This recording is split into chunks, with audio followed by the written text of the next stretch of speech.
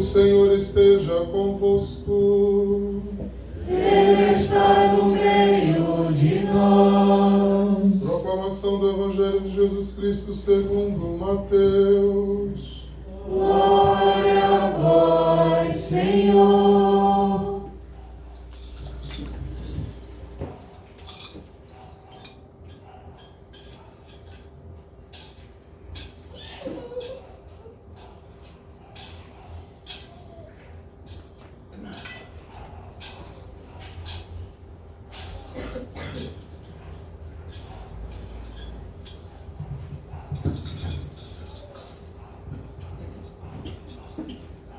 Tendo nascido Jesus na cidade de Belém da Judéia, no tempo do rei Herodes, eis que alguns magos do Oriente chegaram a Jerusalém perguntando: onde está o rei dos judeus que acaba de nascer?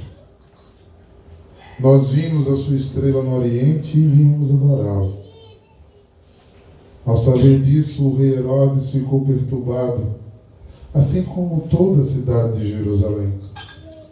Reuniu todos os sumos sacerdotes e o mestre da lei e perguntaram-lhe onde o Messias deveria nascer. Eles responderam: em Belém, na Judéia. Por isso está escrito pelo profeta: e tu, Belém, terra de Judá, de modo algum és menor entre as principais cidades de Judá. Porque de ti sairá um chefe que vai ser o pastor de Israel, o meu povo.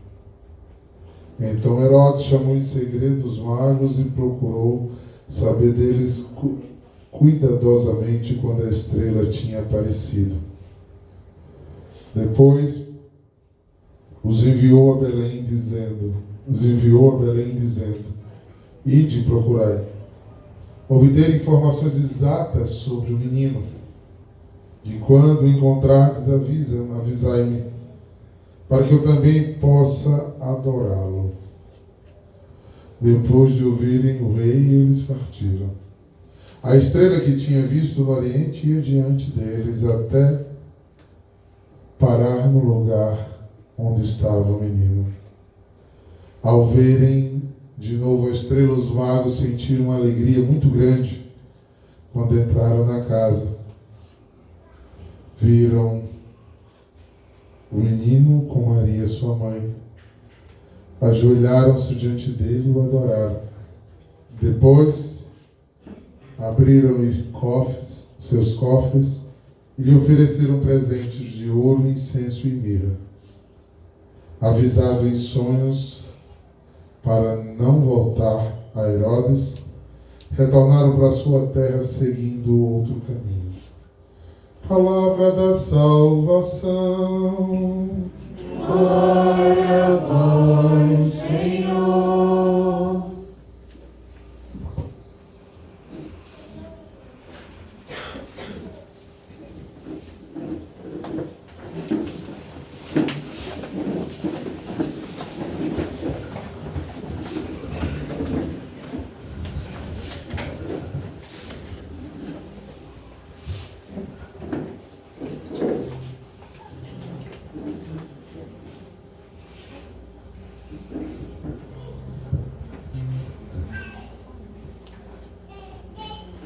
Louvado seja nosso Senhor Jesus Cristo. Para sempre seja louvado e amado. Reverendo Padre Ronaldo, comunidade católica em adoração aqui reunida, as festas de Natal, os festejos litúrgicos estão muito perto um do outro e eles trazem um significado muito especial.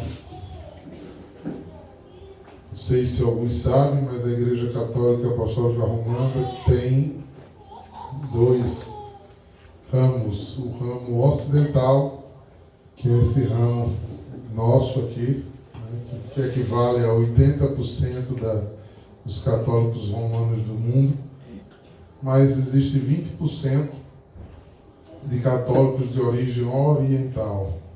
E para eles hoje é a festa de Natal. A Epifania é a revelação do Natal. Eles entendem que o Natal é o nascimento até a hora em que as pessoas descobrem. Aí eles esperam para festejar o Natal, porque primeiro os anjos descobrem, anunciam aos pastores, os pastores chegam e descobrem e contam o que ouviram dos anjos, e agora chegam os magos, que representa o mundo, que representa todo o resto das pessoas que precisavam chegar para conhecer Jesus. Então agora o Natal está em sua plenitude.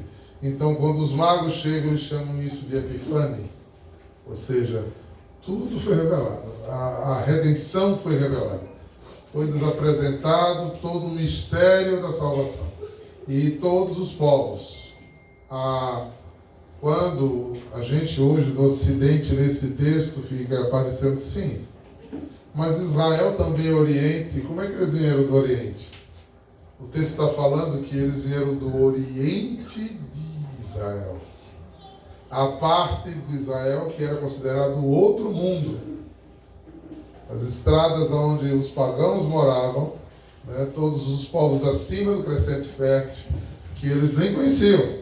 Então, viam, ouviram, estudaram, esperaram, ou seja, talvez esses 3 homens tinham tido contato por conta da diáspora de judeus com alguma comunidade judaica, e eles estudavam as escrituras, falam que eles estudavam os astros e chamavam-se a atenção, porque ainda em Daniel está lá a profecia, quando o Emanuel virá, a data é entre o final dos anos 30 ao ano 0, né? Então essa data estava prevista que era em Belém, estava previsto que era nascido de uma virgem, estava previsto que ele viria naquele período e que uma estrela iria sinalizar, porque ele seria a luz que o mundo precisava receber. Então se tinha tudo isso esperando, fora a descrição que era Deus, que não era um Ahamashir normal, e aí há controvérsia entre o cristianismo e o judaísmo, não era um Messias qualquer, não era um ativista político, e por isso eles esperam até hoje, né? Para nós é Emanuel. Na Bíblia judaica não tem essa tradução, que só é o Ahamashir. Então é o Ahamashir. Não está descrito que é o Emanuel. Eles não concebem Deus virar homem. É por isso que aqui a gente se distancia um pouco. E eles olham Jesus como um profeta. E como profeta eles não negam que Jesus podia ser um Hamashir, se tivesse cumprido todas as funções de um Hamashir. Eles esperam que acabasse todas as guerras, que todas as nações se submetessem a Israel, que ele dominasse, que ele tornasse Israel a referência do mundo, e o poder maior do que o de Davi se instalasse em Israel para todo o governo. Aí para ele o Hamashir chegaria. Como nada disso aconteceu, eles não acreditaram, porque o nosso Hamashir, o nosso Emanuel, vai dizer que é rei, mas não é desse mundo. Que o poder desse mundo não interessa. E aí ele entra já no grande conflito. Aqueles que estudaram sobre a religião judaica chegam aonde? A Jerusalém. E procuram o quê? O rei local. Mas o rei local é um idólatra. O rei local, Herodes, não é um rei da sucessão de Israel.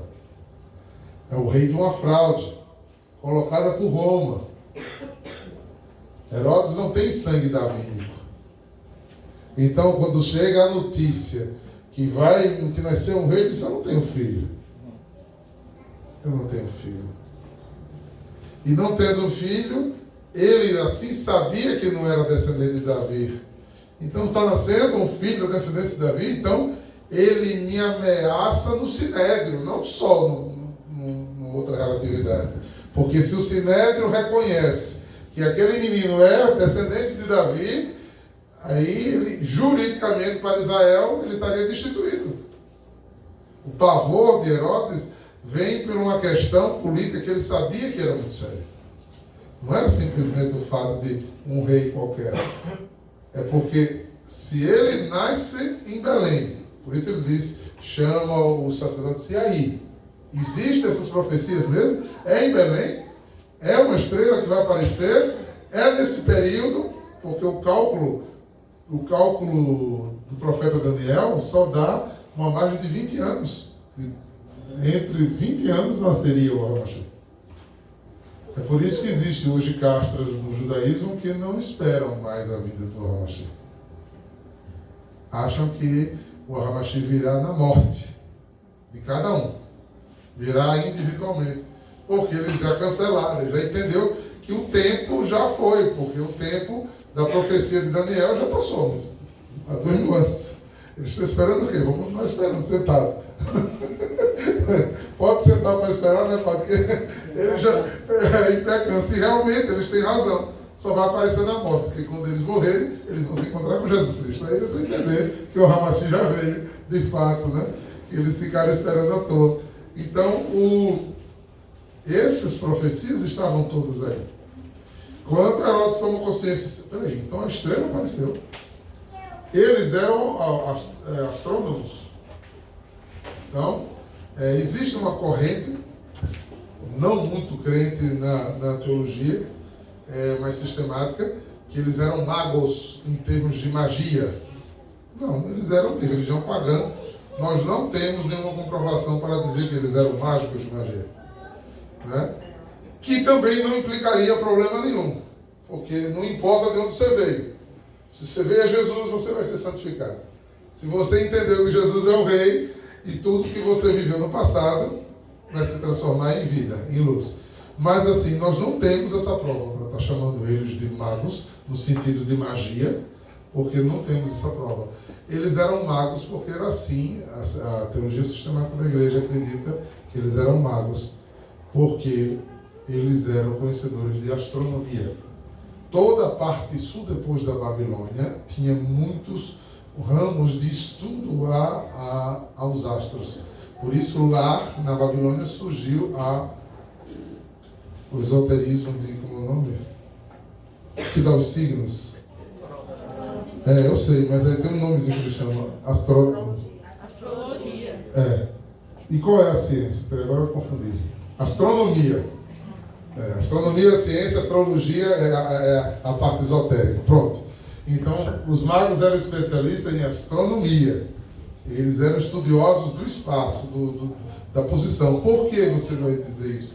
Porque desde o tempo dos fenícios e dos caldeus lá nos sumérios, eles estudavam a posição e o movimento das estrelas para saber quando plantar, quando colher, quando eles iam construir determinadas represas, qual era o tempo das moções, que só se chove naquela região uma vez no ano, e eles tinham que se preparar para armazenar a maior quantidade de água possível.